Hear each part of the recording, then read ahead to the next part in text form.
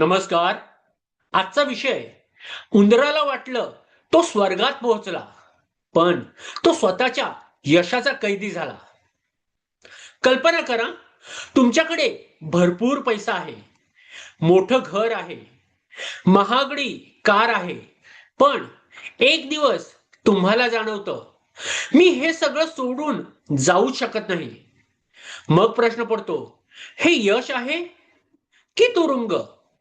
आज मी तुम्हाला एका छोट्याशा उंदराची गोष्ट सांगणार आहे, ज्याने स्वर्ग शोधला पण स्वातंत्र्य हरवलं. एका धान्याच्या गोदामाच्या भिंतीत एक छोटीशी फट होती.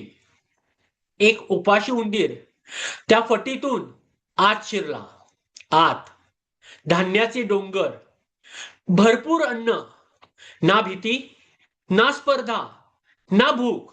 पहिल्या दिवशी त्याने पोटभर खाल्लं, दुसऱ्या दिवशी थोडं जास्त. असं करत करत महिने गेले.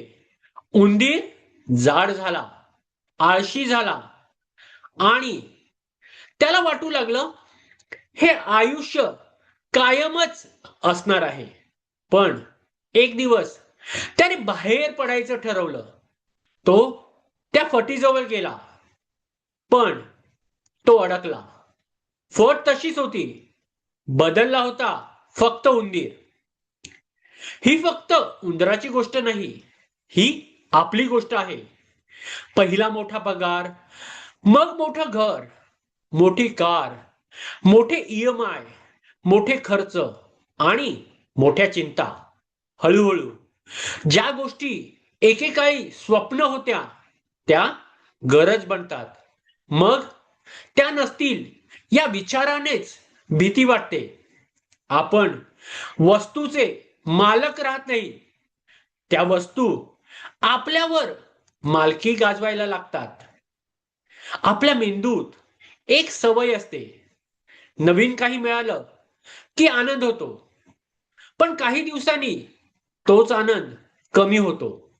मग मेंदू म्हणतो, आता आणखी काहीतरी हवं. म्हणून आपण सतत आणखीच्या मागे धावत राहतो. पण समाधान तिथे नसतंच. आज स्वतःला 3 प्रश्न विचारा. एक, माझ्या आयुष्यातलं धान्याचं गोदाम कोणतं आहे? मी कोणत्या गोष्टीवर इतका अवलंबून झालो आहे की ती गेली तर मला भीती वाटेल? मी माझं आयुष्य सोपं करत आहे की फक्त महागडं? लक्षात ठेवा, यश म्हणजे जास्त मिळवणं नाही.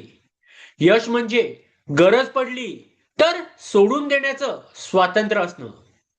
कारण कधी कधी सगळ्यात मजबूत माणूस तो नसतो जो सर्वात जास्त मिळवतो, तो असतो जो योग्य वेळी सोडूनही देऊ शकतो. धन्यवाद.